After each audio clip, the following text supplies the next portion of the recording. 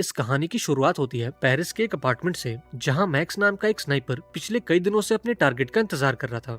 यहाँ मैक्स अपने स्कोप के जरिए अपने सामने वाले होटल पर नजर रखे हुए था, क्योंकि उसका टारगेट इसी होटल में आने वाला था। अब चूंकि वो पिछले कई दिनों से इसी फ्लैट में था, इसलिए समय के साथ साथ वो काफी बोर होने लगा था। अब इस बोरियत को दूर करने के लिए मैक्स ने म्यूजिक का सहारा लिया और समय मिलने पर थोड़ी बहुत एक्सरसाइज की। अब शाम होते ही मैक्स बिल्डिंग से नीचे उतरा और पास के एक रेस्टोरेंट से अपने लिए खाना खरीदा। इसके बाद उसने अपने सीनियर को कॉल करके बताया कि वो कुछ और दिन अपने टारगेट का इंतजार करेगा। अब बात खत्म होते ही उसने अपना फोन तोड़कर फेंक दिया ताकि कोई उसे ट्रैक न कर सके। इसके बाद वो अपने फ्लैट में वापस आया और आसपास होने वाली हर एक मूवमेंट को ऑब्जर्व करने लगा। तभी गेट के बाहर से कुछ आवाज आई और यहाँ मैक्स को लगा कि शायद कोई अंदर आने वाला है, इसलिए वो अपनी राइफल लेकर तैयार हो गया ताकि वो इस आदमी को मार सके। लेकिन बाहर तो सिर्फ एक पोस्टमैन था जिसने ढेर सारे लेटर्स को अंदर फेंक दिया और चुपचाप यहाँ से चला गया। इसके बाद मैक्स अपनी पोजीशन पर वापस आया और अपने टारगेट का इंतजार करने लगा। पर कई घंटों तक इंतजार करने के बाद भी जब मैक्स को उसका टारगेट नहीं दिखा, तो उसने थोड़ी देर आराम करने का फैसला किया। अब कुछ घंटों तक सोने के बाद मैक्स की घड़ी का अलार्म बजा और वो नींद से जाग गया। तभी उसकी नजर सामने वाली बिल्डिंग पर गई, जहाँ उसने अपने टारगेट को देखा। अब बिना देरी किए उसने अपनी राइफल को असेंबल किया और टेबल की हाइट को एडजस्ट करके अपना निशाना लगाने लगा। अब यहाँ मैक्स ने देखा कि उस कमरे में टारगेट के अलावा एक लड़की भी है जो उसे एंटरटेन कर रही है। हालांकि मैक्स ने इस पर ज्यादा ध्यान नहीं दिया और अपने टारगेट पर निशाना लगाने लगा। अब थोड़ी कोशिश के बाद मैक्स को एक परफेक्ट शॉट मिल गया, पर जैसे ही उसने गोली चलाई वो लड़की उस टारगेट के सामने आ गई। अब ये देखते ही वहाँ मौजूद सारे गार्ड्स अलर्ट हो गए और बिल्डिंग की सभी खिड़कियों को बंद कर दिया गया। इधर मैक्स को भी एहसास हो गया था कि उसने कितनी बड़ी गलती कर दी है, इसलिए उसने सारा सामान पैक किया और एक स्कूटर पर बैठकर यहाँ से निकल गया। अब रास्ते में उसने अपने सारे सामान को शहर की अलग अलग जगहों पर फेंक दिया ताकि कोई उसे ट्रैक न कर सके। अब थोड़ी देर बाद वो एक पब्लिक टॉयलेट में गया और खुद को अच्छी तरह से साफ किया। इसके बाद उसने अपनी शेविंग की और कपड़े बदलकर बाहर आ गया। इसके बाद उसने एक टैक्सी बुक की और फटाफट से एयरपोर्ट पहुंचा। लेकिन अंदर जाने से पहले उसने अपना सारा सामान और पास पड़ी एक बंदूक को डस्टबिन में डाल दिया। इसके बाद वो एयरपोर्ट के अंदर गया, जहां चेक इन काउंटर पर उसने कुछ पुलिस वालों को देखा। अब ये देखते ही वो फौरन लाइन से बाहर आ गया और एयरपोर्ट के टॉयलेट में जाकर खुद को दोबारा से साफ किया। तभी मैक्स के बॉस ने उसे कॉल किया और यहाँ मैक्स ने उसे पूरी बात बताई। यहाँ मैक्स का बॉस कहता है कि हमारा क्लाइंट तुमसे काफी नाराज है, क्योंकि तुम उस आदमी को नहीं मार पाए और तुम्हारी इस गलती के चलते उस टारगेट ने अपनी सिक्योरिटी को और बढ़ा दिया है और अब उसे मार पाना लगभग इम्पॉसिबल है। अब इन बातों को सुनकर मैक्स को भी थोड़ी टेंशन हुई, पर फिर उसने खुद को शांत किया और बात खत्म होते ही अपना फोन तोड़कर फेंक दिया। इसके बाद उसने डोमिनिका जाने वाले एक प्लेन को बोर्ड किया और अपने घर की ओर निकल गया।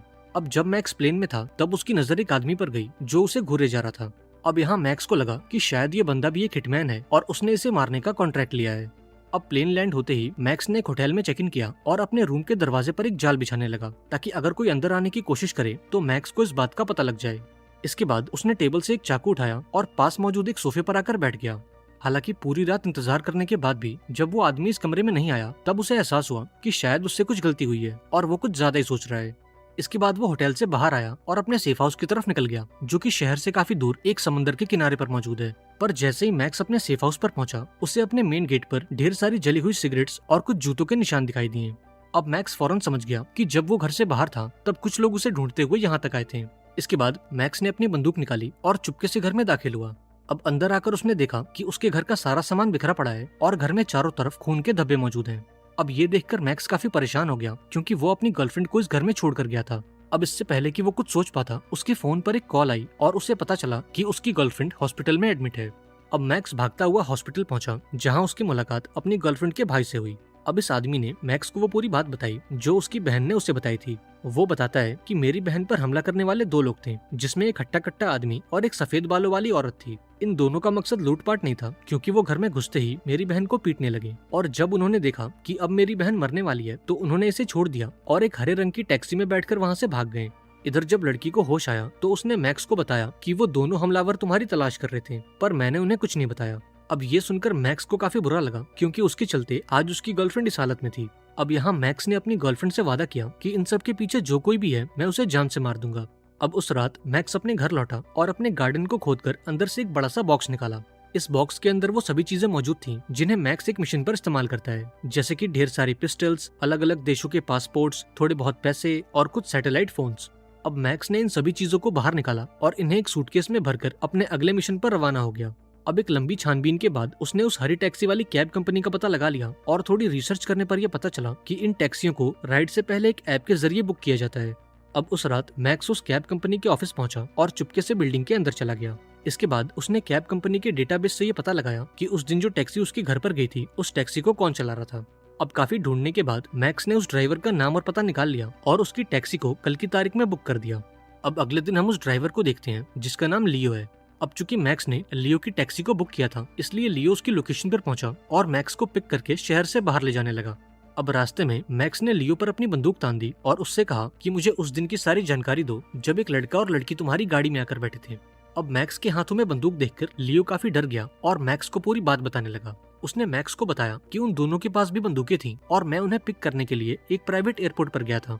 इसके बाद मैंने उन्हें शहर के बाहर मौजूद एक प्राइवेट विला पर ड्रॉप किया, जहां उन लोगों ने मुझे गाड़ी में इंतजार करने को बोला और थोड़ी देर बाद जब वो बाहर आए तो उनके कपड़ों पर ढेर सारा खून लगा था। इसके बाद मैंने उन्हें एयरपोर्ट पर ड्रॉप किया और अपनी कैब लेकर वहां से चला गया। अब ये पूरी बात सुनने के बाद मैक्स ये समझ गया कि इन सब के पीछे कोई और नहीं बल्कि उसका बॉस हॉजिस है। दरअसल मैक्स अपने पिछले मिशन में फेल हो गया था, इसलिए हॉजिस ने उसे मारने के लिए अपने 2 लोगों को उसके घर भेजा था। लेकिन जब मैक्स उन्हें घर पर नहीं मिला तो उन्होंने मैक्स के बजाय उसकी गर्लफ्रेंड को मारा। अब ये सब जानने के बाद मैक्स न्यू ऑर्लिन्स नाम के एक शहर पहुंचा, क्योंकि उसका बॉस हॉजिस यहीं रहता है। अब शहर में आने के बाद उसने एक वैन को किराए पर लिया और उसके नंबर प्लेट को चेंज कर दिया। अब अगली सुबह मैक्स एक सफाई वाला बनकर हॉजिस के ऑफिस के बाहर पहुंचा और सही मौके का इंतजार करने लगा। अब थोड़ी देर बाद उसे एक कुरियर कंपनी की गाड़ी दिखाई दी और इस मौके का फायदा उठाकर वो कुरियर बॉय के पीछे पीछे बिल्डिंग में घुस गया।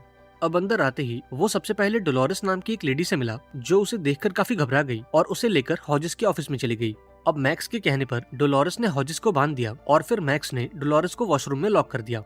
इसके बाद उसने हॉजिस से पूछा कि मेरी गर्लफ्रेंड पर हमला करने वाले लोग कौन थे। इस पर हॉजिस कहता है कि चूंकि तुम उस मिशन को पूरा नहीं कर पाए, इसलिए क्लाइंट तुमसे काफी नाराज था और इसलिए उसने तुम्हें मारने का कॉन्ट्रैक्ट दिया ताकि ये बात यहीं दब जाए। अब यहाँ मैक्स ने हॉजिस से उस क्लाइंट का नाम पूछा, लेकिन हॉजिस ने उसे कुछ भी बताने से इनकार कर दिया। अब गुस्से में आकर मैक्स ने हॉजिस के सीने पर एक नीलगन चला दी, जिससे उसकी मौके पर ही मौत हो गई।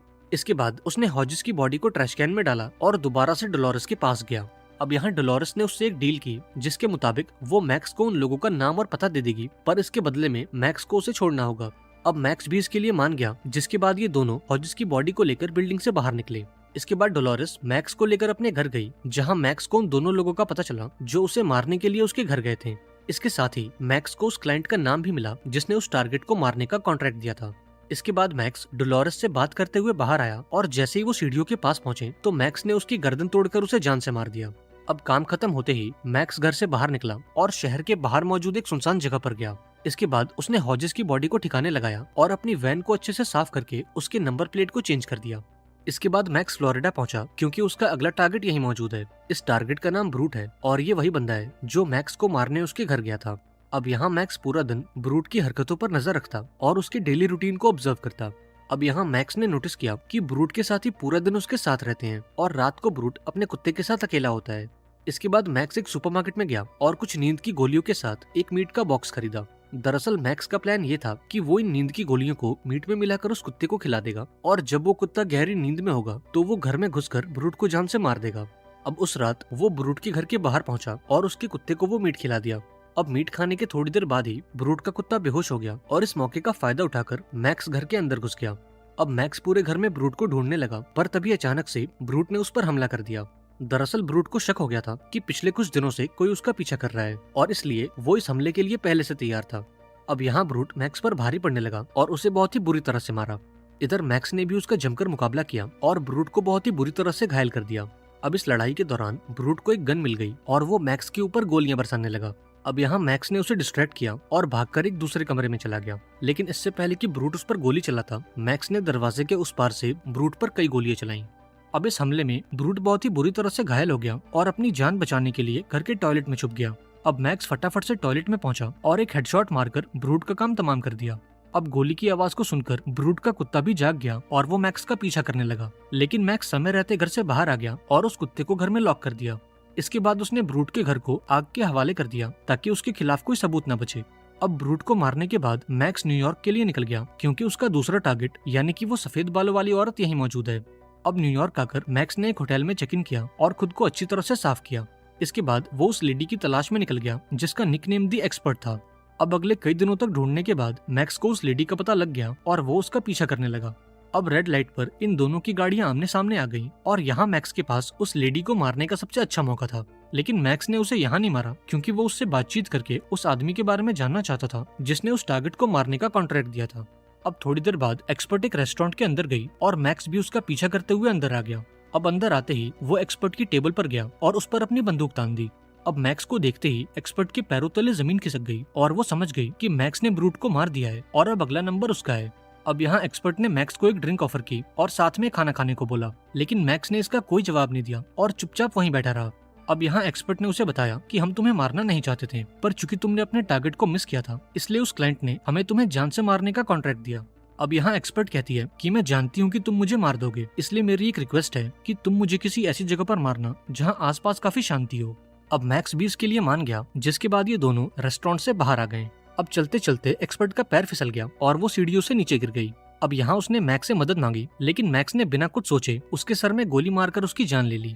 अब मैक्स ने ऐसा इसलिए किया क्योंकि एक्सपर्ट ने अपने दूसरे हाथ में एक चाकू छुपा रखा था। अब जैसे ही मैक्स उसकी मदद के लिए आगे बढ़ता तो एक्सपर्ट उसे जान से मार देती। अब एक्सपर्ट से हुई बातचीत के दौरान मैक्स को उस क्लाइंट का पता लग गया जिसने उसे मारने का कॉन्ट्रैक्ट दिया था। इस आदमी का नाम हेंडरसन था, जो कि एक बहुत बड़ा बिजनेसमैन है और फिलहाल वो शिकागो में मौजूद है। अब शिकागो पहुंचने के बाद मैक्स अपने टारगेट का पीछा करने लगा और उसके डेली रूटीन को ऑब्जर्व करने लगा। अब इस दौरान उसे ये पता चला कि टारगेट जिस पेंट हाउस में रहता है उसके अंदर जाने के लिए उसे वहाँ की चाबी चाहिए। अब जाने से पहले उसने दरवाजे पर लगे उस लॉक की फोटो ले ली और अमेज़न से फेक चाबी बनाने वाली एक मशीन ऑर्डर की। इसके बाद वो उस जिम में गया जहाँ उसका टारगेट यानी कि हेंडरसन अपना वर्कआउट करने जाता है। अब यहाँ मैक्स ने भी इस जिम की मेंबरशिप ले ली और जब हेंडरसन अपना सामान लॉकर रूम में छोड़कर वर्कआउट करने गया तो मैक्स ने लॉकर से उसका वॉलेट निकाला और चाबी बनाने वाली मशीन के जरिए उसके पेंट हाउस की एक नकली चाबी बना ली। अब उस रात मैक्स हेंडरसन के अपार्टमेंट में गया और उस नकली चाबी का इस्तेमाल करके उसके पेंट हाउस में घुस गया। अब मैक्स को अपने घर में देखकर हेंडरसन उसे एक चोर समझ बैठा और मैक्स से बोला कि फिलहाल मेरे पास तुम्हें देने के लिए कुछ नहीं है। अब मैक्स ने इन बातों का कोई जवाब नहीं दिया और हेंडरसन को हॉजिस का कार्ड दिखाया। अब इस कार्ड को देखने के बाद हेंडरसन ने मैक्स से पूछा कि क्या तुम वही आदमी हो जिसका टारगेट उस दिन मिस हुआ था। इस पर मैक्स ने उसे हाँ में जवाब दिया, जिस पर हेंडरसन ने उसे बताया कि मैंने हॉजिस को अपने एक राइवल को मारने का कॉन्ट्रैक्ट दिया था और चूंकि मैंने ये काम पहली बार किया था इसलिए मुझे इस बारे में कोई जानकारी नहीं थी। अब उस दिन जब तुमने अपने टारगेट को मिस किया तब हॉजिस ने मुझे कॉल करके बताया कि तुम्हारा टारगेट मिस हो गया है। अब ये सुनकर मैं काफी डर गया क्योंकि मेरा राइवल जरूर ये जानने की कोशिश करेगा कि उस पर वो हमला किसने करवाया था। अब इसी बीच हॉजिस मुझे कॉल करके ब्लैकमेल करने लगा कि अगर मैं उन सारे सबूतों को मिटाना चाहता हूँ तो मुझे उसे और पैसे देने होंगे। अब चूंकि मैं काफी डर गया था इसलिए मैंने हॉजिस को वो सबूत मिटाने के लिए और पैसे दे दिए और उन सारे सबूतों को मिटाने के चक्कर में शायद उसने तुम्हें भी मारने की कोशिश की। अब ये सब सुनने के बाद मैक्स को यकीन हो गया कि उसकी गर्लफ्रेंड के साथ जो भी हुआ उसमें हेंडरसन का कोई हाथ नहीं था और इसलिए उसने हेंडरसन की जान बख्श दी। लेकिन जाते जाते उसने हेंडरसन से बोला कि तुम तक पहुंचना बहुत आसान है, इसलिए अगर आज के बाद तुमने मेरे बारे में कुछ भी जानने की कोशिश की या फिर मेरी फैमिली को नुकसान पहुंचाया तो मैं तुमसे मिलने जरूर आऊंगा। और इतना कहकर मैक्स वहाँ से चला गया। इसके बाद वो डोमिनिका वापस आया और अपनी गर्लफ्रेंड को हॉस्पिटल से डिस्चार्ज करके घर ले गया। अब यहाँ मैक्स ने अपने काम से रिटायरमेंट ले ली और अपनी गर्लफ्रेंड के साथ एक आम जिंदगी बिताने लगा। आई होप आपको आज की कहानी पसंद आई होगी। अगर आपको ये वीडियो अच्छी लगी हो तो इसे लाइक कर देना और चैनल को सब्सक्राइब करके कमेंट में एक प्यारा सा मैसेज छोड़ देना। मिलते हैं एक नई वीडियो में, पर तब तक के लिए be safe and keep chilling.